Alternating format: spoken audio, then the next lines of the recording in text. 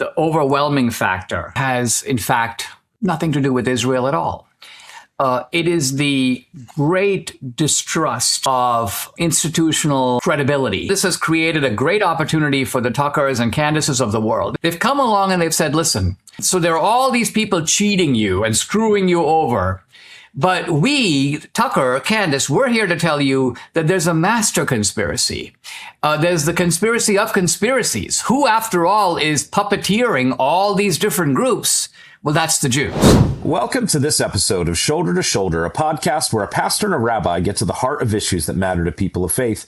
I'm Pastor Doug Reed, here with my friend, Rabbi Pesach Wolicki, and on this episode, we'll be having a conversation with best-selling author, filmmaker, and political commentator, Dinesh D'Souza. Before we jump into our conversation, please like our Facebook page and join our Facebook group, the Shoulder to Shoulder community, where you can interact with Pesach and me all week long. The best way to support this podcast is to go on over to Patreon, subscribe to Shoulder. For just $10 a month, you're helping us bring this message of Shoulder to more and more people all around the world.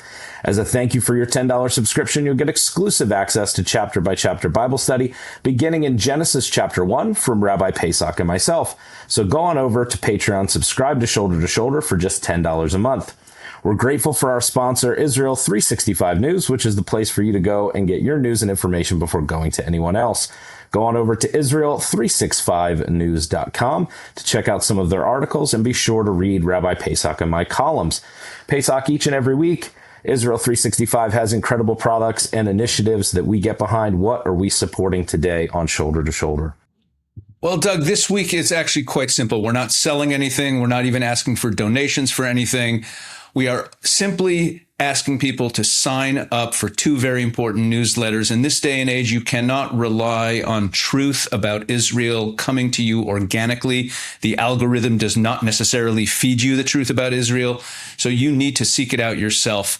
So click the link in the description of this podcast, or if you're watching on YouTube, in the description of this video, you'll see it there.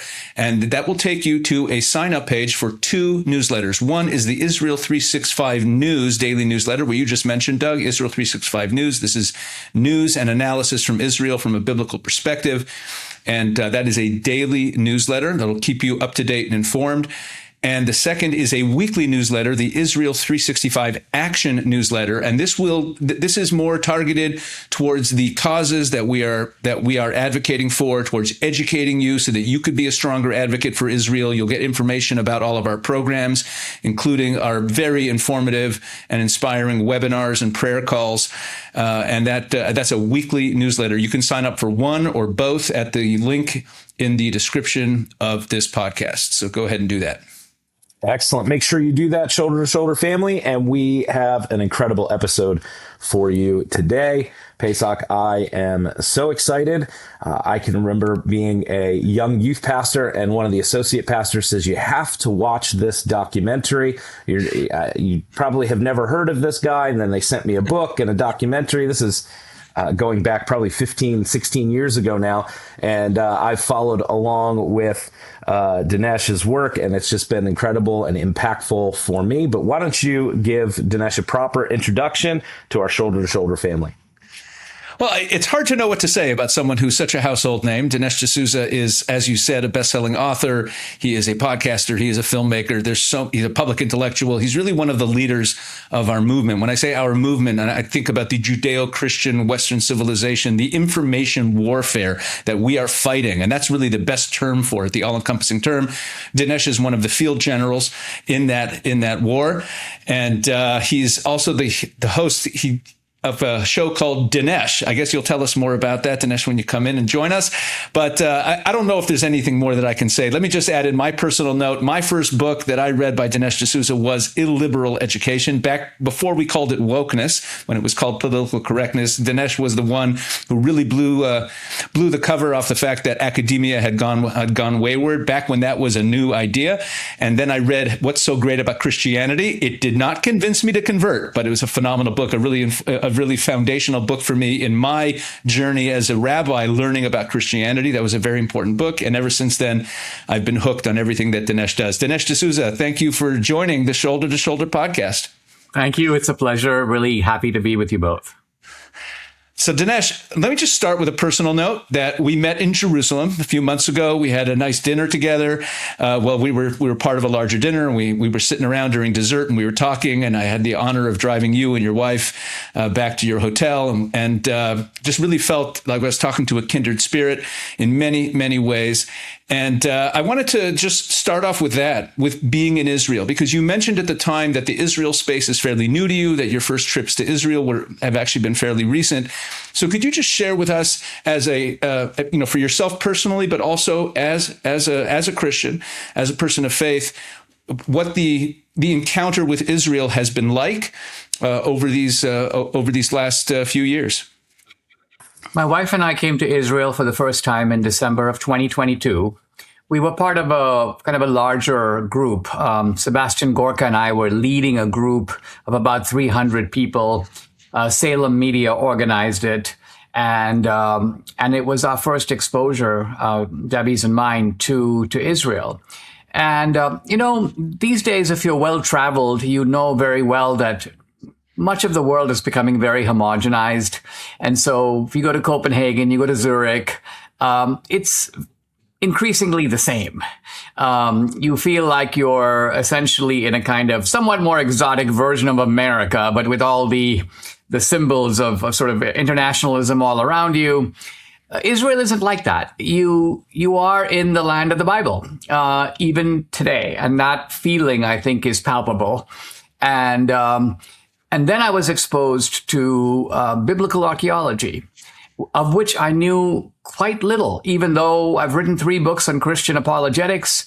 The artifacts coming out of the ground that support the historicity of the Bible was, to me, fascinating to learn about, but also to see and touch.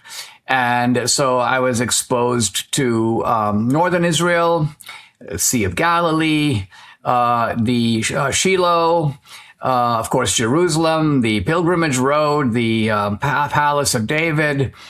And I thought to myself, wow, I mean, this is something that every synagogue and every church should be like shouting from the rooftops.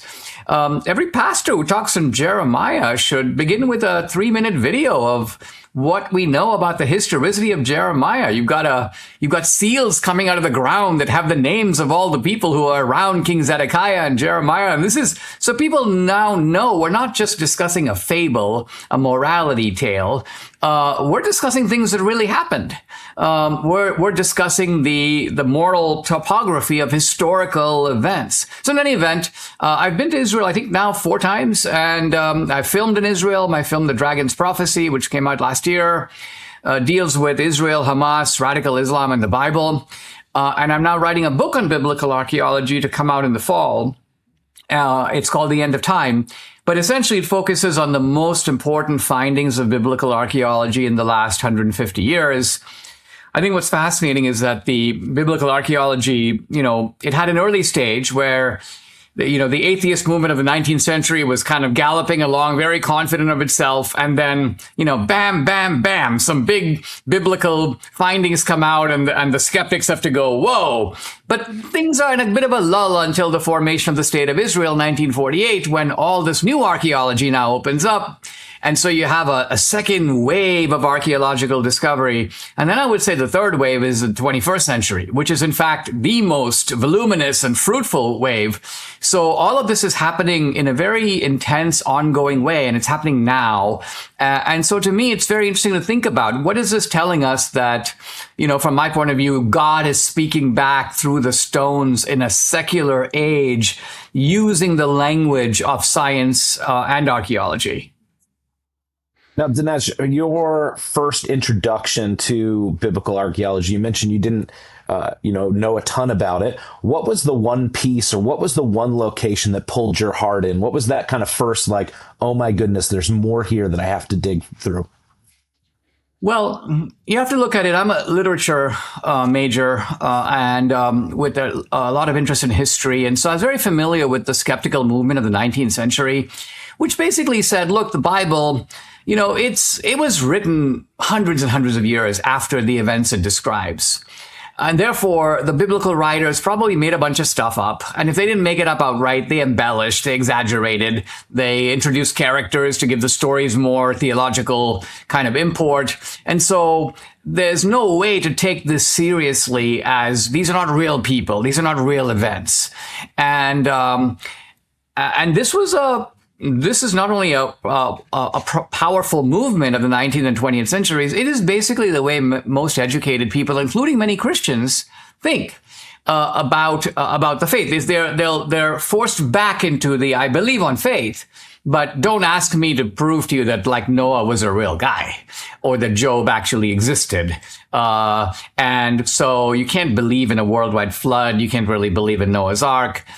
These are morality tales. So for me, it was not one thing. It's the accumulation of things. And not only that, it is the small detail.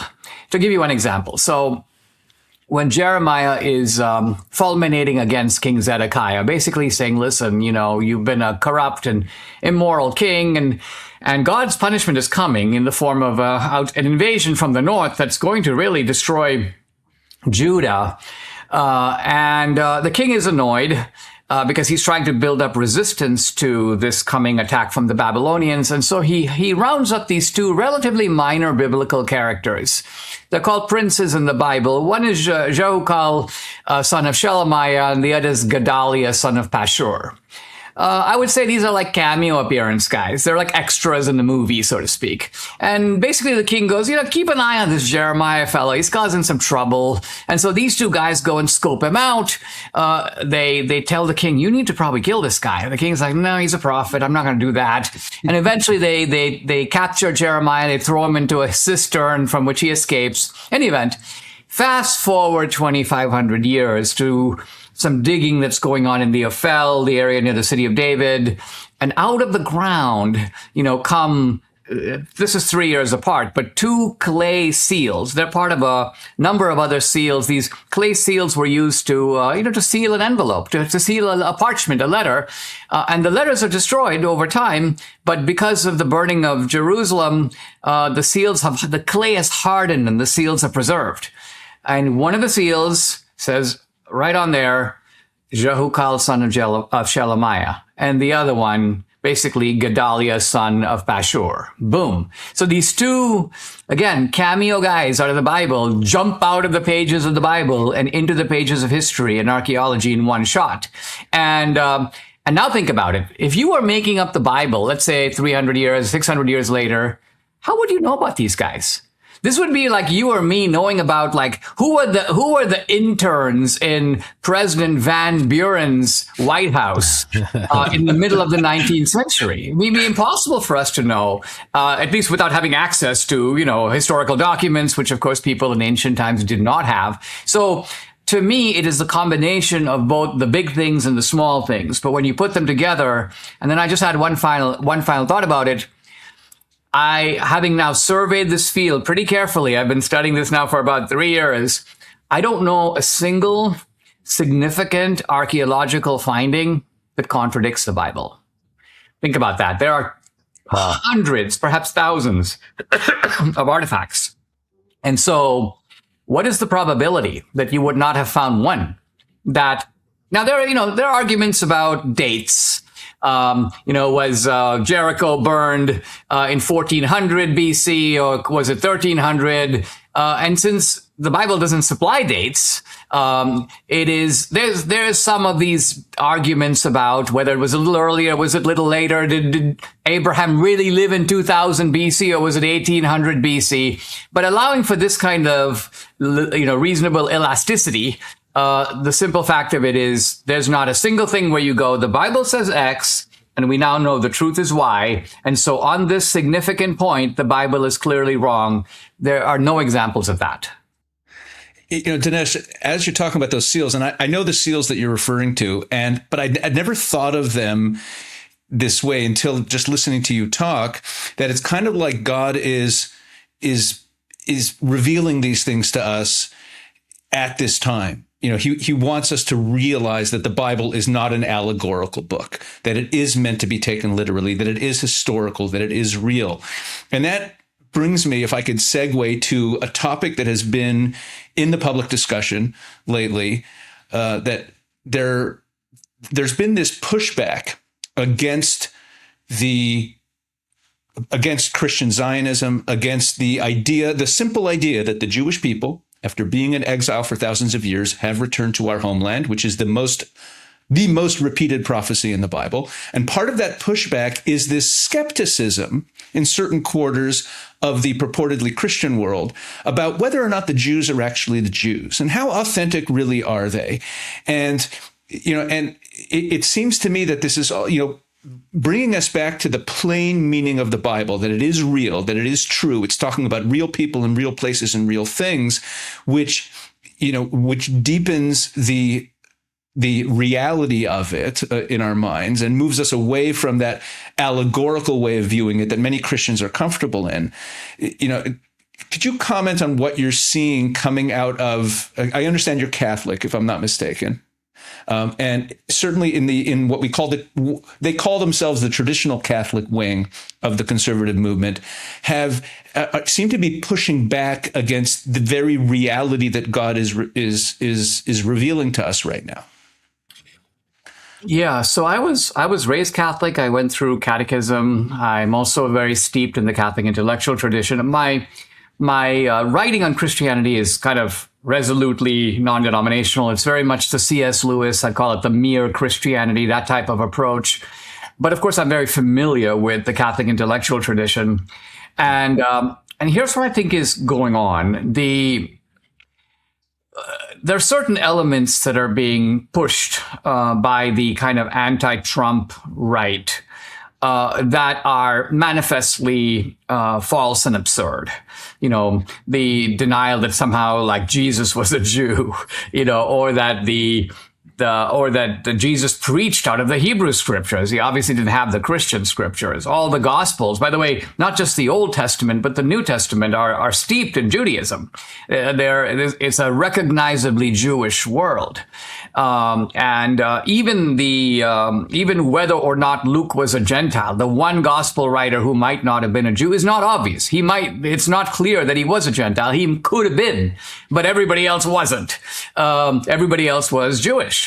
And so all of this, I think, is the effort to distance Christianity from all this, I think, is utterly lamentable and preposterous.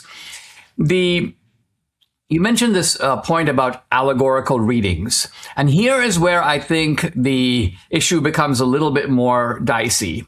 Because, of course, the whole idea of Jesus as a Messiah comes to some degree out of an allegorical reading out of the Old Testament, right? Jesus himself, for example, will say something like the Jews will say to Jesus, they're like, well, what are you talking about, the temple? And he goes, well, the temple is my body.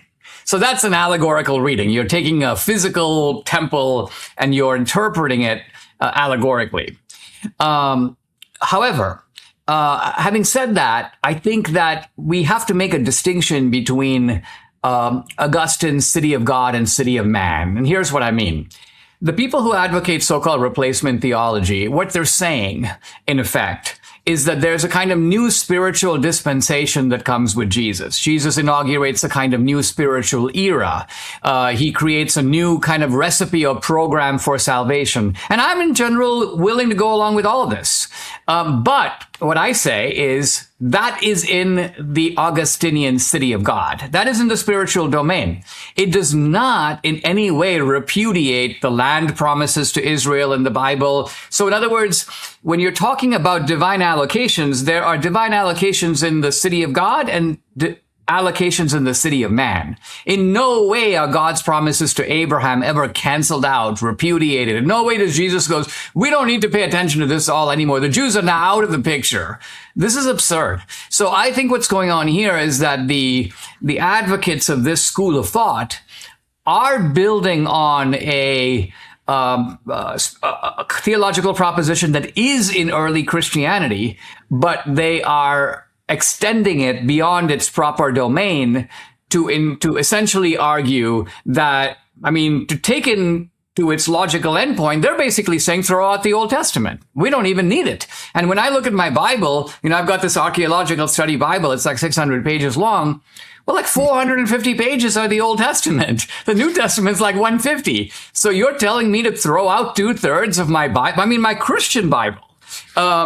And this to me is like utterly unacceptable. So these are just a few thoughts about this movement. And I think it's fundamentally misguided and wrongheaded. But I wanted to give you what I think is the sort of spiritual grain of truth that it's taking, because its effectiveness depends. If it was utterly flat out absurd, nobody would believe it.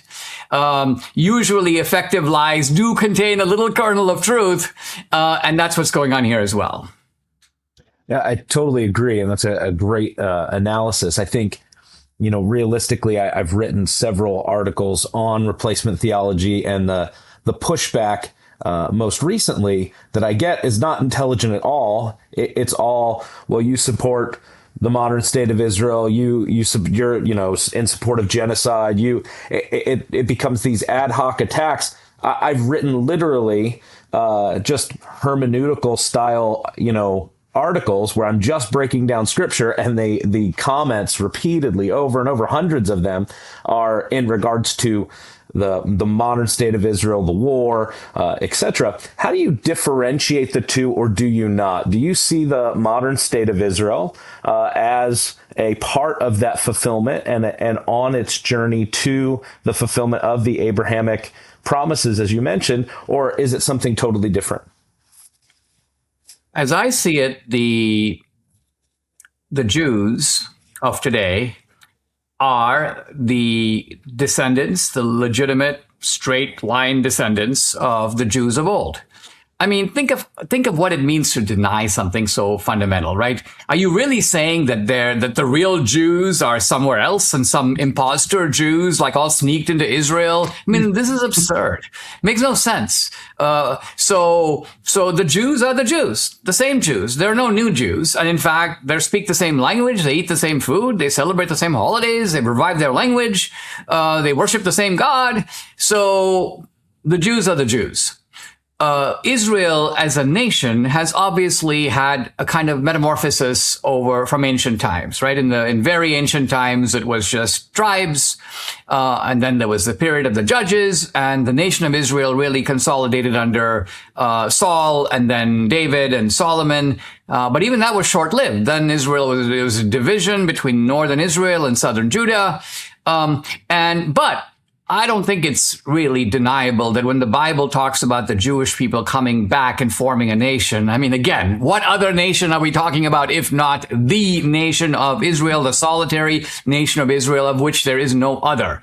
Now, of course, one can say, I don't agree with how, Netanyahu was looking the other way while October 7th happened, or I don't think they should have gone all the way to try to create regime change in Iran. So I'm not saying that Christian support for Jews in Israel, which I think is morally obligatory, translates into sort of day-to-day support of any given policy. You can argue about it, but in terms of the broad outlines, that Christians have a duty to support Israel and Christians have a duty to support the Jews, and not only a duty in the sense of a painful obligation. To me, it's like a joyous affirmation of a spiritual continuity.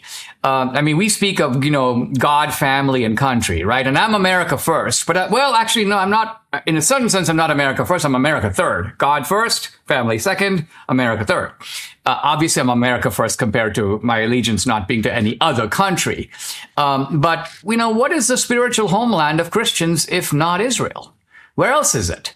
We have an attachment to certain parts of Greece where Paul went, and we have an attachment to Catholics do to Rome. But there's no question that Jesus's homeland is Jerusalem and northern Israel. And so I think that Christians should view Israel as a spiritual homeland. Yes, Dinesh, if I could move the discussion into a little bit of the political space here, in terms of, and as it relates to Israel, that's what we talk about on this podcast for the most part. There is a well-documented and marked decline in support for Israel among younger conservatives in America. And that's kind of underlying a lot of this issue that we're talking about, the way that replacement theology is being weaponized, efforts being made by certain characters like the ones we know, Tucker, Candace, the rest of them, to drive a wedge between Jews and Christians. But as you see it, what are the ingredients that have contributed to this move away from support for Israel among, and I'm not talking about the leftists, I'm talking about young conservatives who are rejecting the pro-Israel positions of their parents? How do you see that? In my view, the overwhelming factor has, in fact, nothing to do with Israel at all.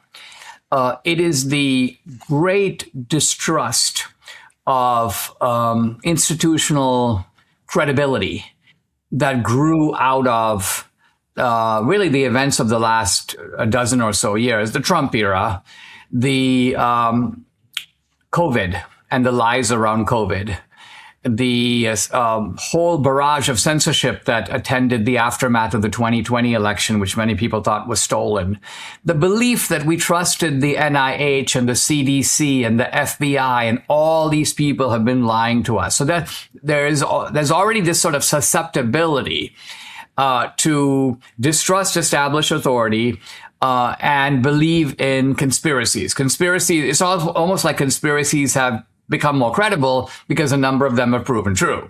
So you have that.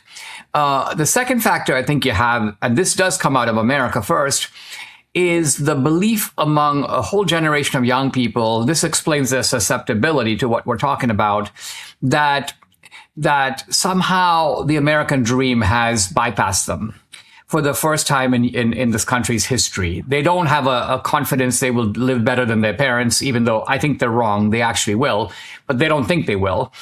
They think I can't buy a house. I can't get a decent job. I mean, I don't want to go like be a loader at Amazon or a Uber driver. My dad could look forward to, getting a job in a corporation and travel and have allowance and have health care. So these young people believe that the country and the leaders of the country, who are kind of all in it together, have put them at the very bottom of the list. Somebody else is ahead of them. And so the reason this has created a great opportunity for the Tuckers and Candaces of the world is, in a sense, if you think about it, here's what they've done. They've come along and they've said, listen, you're being screwed over by the Uniparty, which is the Republicans and Democrats are in it together. You're being screwed over by big pharma and big food. And you're being screwed over by this defense industry that just basically lobbies for weapons so that they can get more money for Lockheed and so on. And so there are all these people cheating you and screwing you over. But we, Tucker, Candace, we're here to tell you that there's a master conspiracy. There's the conspiracy of conspiracies. Who, after all, is puppeteering all these different groups? Well, that's the Jews. So they're reviving an ancient libel, but they're doing it in a much more fertile new context. And the new context is that people are now much more willing to believe, even against the evidence of their, I say to people, I go, listen, I mean, Israel is 10 million people. The United States is 350 million. Let's compare GDP. Let's compare the arsenals. So Israel is like Luxembourg, and the United States is like the Soviet Union. Now, you're telling me that Luxembourg is like running the Soviet Union. Now, I mean, this is insane.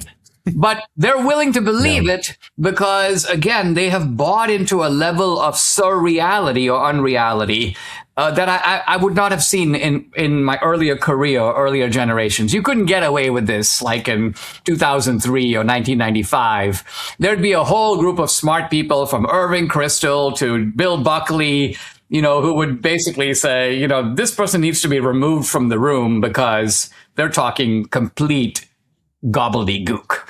And that's the other factor I haven't mentioned, which is that we don't have these sort of intellectual referees. What we have in today's culture are social media pundits and gurus. And these are people who will say things like, I'm going to be releasing a new podcast on the complexities of the Strait of Hormuz.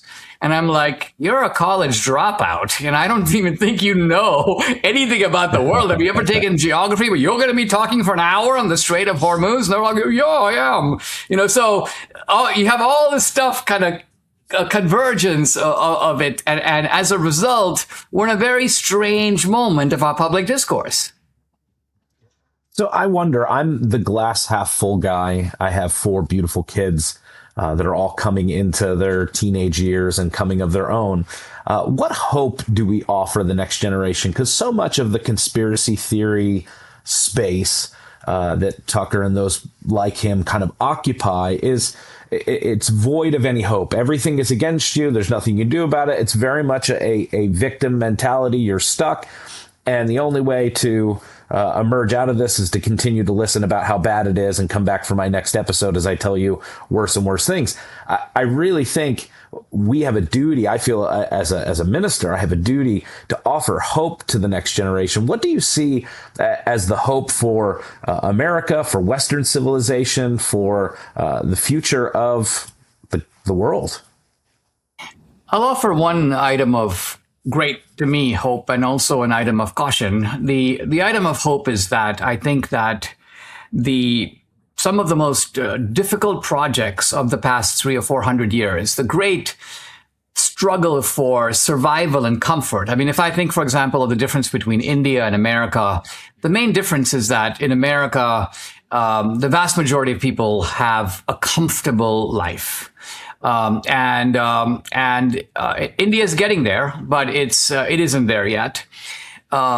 This struggle to overcome necessity has defined human civilization now from the beginning to now, right? But I think a lot of the things that make our civilization, energy, for example, I think is going to be so abundant that it's going to be virtually free. I think that robotics is going to make physical labor essentially close to free. And think of what that means. What that means is that a robot can make other robots that can build a house. And so that tells me that home prices over the next several decades are going to drop to preposterously low levels. So all these young people are like, I can't buy a house because I can't afford $700,000. Well, you're going to feel a lot better when houses cost $50,000 or less. Now, complications come with all that, AI. And so I'm not implying that there isn't a sort of two-sided deal that we have here, and we have to pay attention to that. But overall, I do think that there is enormous prosperity ahead.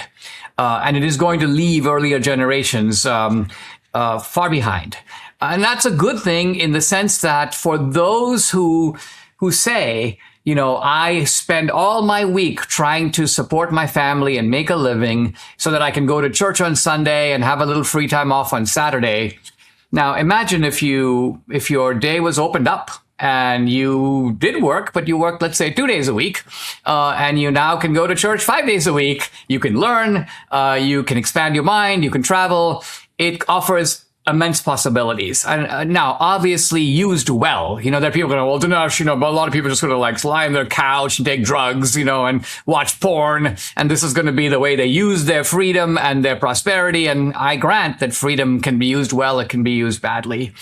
I do think that the Islamic project, which is in itself deeply unattractive. In fact, even to Muslims. Look how popular it is in Iran right now. Not very. Even despite 50 years of massive Islamic indoctrination, this project is now visiting.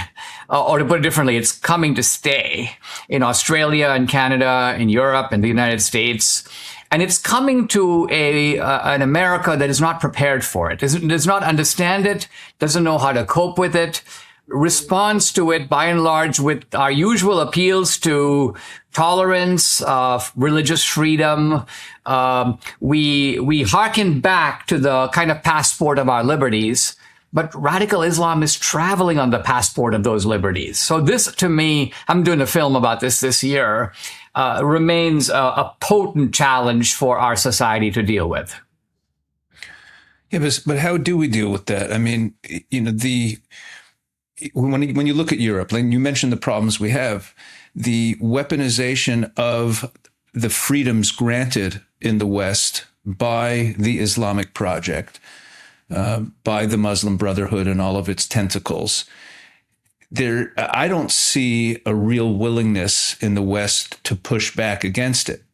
And, we could soon be approaching a time where the center of gravity of Islamism, or whatever you want to call it, is in Europe and not even in the world where it originated, where they're actually outlawing these groups. I understand the diagnosis of the problem, but what is the recipe for pushing back against this? What does the playbook even look like? So there are three things that are going for the Islamic project, and you have to sort of think about them one by one. The first one is the fact that you have this psychological peculiarity that you take a Muslim, let's call him Ahmed, and if he lives in the UAE, they're cracking down on him. And in fact, he doesn't really particularly see the appeal of Islam per se. But if he moves to London, somehow the psychological equation changes, because now he feels like he is in sort of the house of war, right? He's outside the house of Islam. He has a kind of divinely ordained mission. So you have the paradox that Western society is a more fertile field for the flowering of radical Islam in the same guy who would be less tempted to be that way if he was in Egypt or if he was in Jordan or in Bahrain. That's the first factor that helps the Muslim project. The second factor is the alliance with the left. And when you were asking before, the left shows the radical Muslims the ropes. By that, I mean, I realize they're all, a lot of them are corrupt in Mogadishu and in Somalia, but I don't believe that you can take a bunch of Somalians and drop them off in Minnesota and they'll figure out how to play the system. They don't know how to play the system. They don't even know how to get around. But the left shows up and goes, hey guys, listen, we're your friends. We're going to show you how to do it. See, you set up an NGO like this, and it's got to be 501c3, and here's what that means. And so the second thing going for these guys is the fact that they are being, and it's not just that the left is doing it because they don't like Trump. They're doing it because they see these people as long-term allies in their project to take down traditional America and the West and Christianity. So they have common goals. So that's the second factor. And I think the third factor is the kind of naivete as well as the paralysis on the right, that if you have let's just take a bunch of Muslims in Texas and they go, listen, we want to buy 1,000 acres in Texas. We want to make the largest mosque in America, and it's going to be right next to a madrasa for 1,000 Muslim boys. We're going to be teaching them Sharia law. And then the right wingers will go, you can't do that. And the Muslims will go, oh, really? You don't believe in free markets? We're buying the land with our own money. Number two, we're setting up a private education system. Haven't you guys been talking about the virtues of private education for like 30 years? Don't you have a voucher program for private education? Why won't we qualify for that the same as you? And third, we're going to be doing our usual call to prayer and so on. Don't you ring your church bell? Don't you believe in the First Amendment? So if we have the right to private property and private education and the First Amendment, you might not like us, but you don't have any basis to stop us. And so I think that right here you begin to see this is the area that has to be dealt with and thought through, because we have to respond to all three of those, I would call them driving forces of the Islamic project. Well, and it really comes down to worldview. We're not comfortable saying that the Islamic worldview is not compatible with Western civilization. We're uncomfortable saying that some worldviews, some theology, some philosophies are not as good as others, because we live in this kind of pluralistic society where everything is equal and you can believe you and you can do this. And so I think it's going to have to come from some backbone on those of us fighting for Western civilization to say those things aren't acceptable in the modern world. These are not compatible with Western values. Well, Dinesh, we're coming to the end of our time. we could sit here and talk for hours with you. Tell our listeners where they can find your newest projects, what's coming up for you. Tell us about Dinesh. We want to see more and more of them connect with you and your work. Well, follow me on X at Dinesh D'Souza. I do a weekly show. It's called Dinesh. It's on video on X and Rumble and YouTube, and it's also an audio on Apple and Spotify. I'm doing a film for later this year called United States of Islam, about all the stuff we've just been previewing, so to speak. I also have a book called The End of Time on the greatest findings of biblical archaeology. That's coming out in the fall as well. And so I am, I'm doing my, a combination of weekly commentary, but also keeping my kind of career project of being an author. And then I've got some film projects going. I'm also doing a special, by the way, a little more tentative, because this is something that is underway, the archaeology of Noah's Ark. Which obviously, if found, would be the most spectacular discovery of biblical archaeology of all time. And I'm not saying it has been found, but I have a 4-episode series coming up that explores this question in some pretty riveting detail. Very nice. I cannot wait. That will be extraordinary. My 4 homeschoolers, I'm sure, will be watching it. So very much looking forward to that. Well, thank you so much for giving your time today to Shoulder to Shoulder. It has been a true joy and pleasure to get to meet you, even virtually. It's been my pleasure. Thank you. And thank you for listening to today's episode. If you enjoyed this episode, please like, rate, share this podcast, subscribe on Patreon, come on over to Facebook, like our page, join our group, so we would love to connect with more and more of our Shoulder to Shoulder family. And we'll see you on our next episode.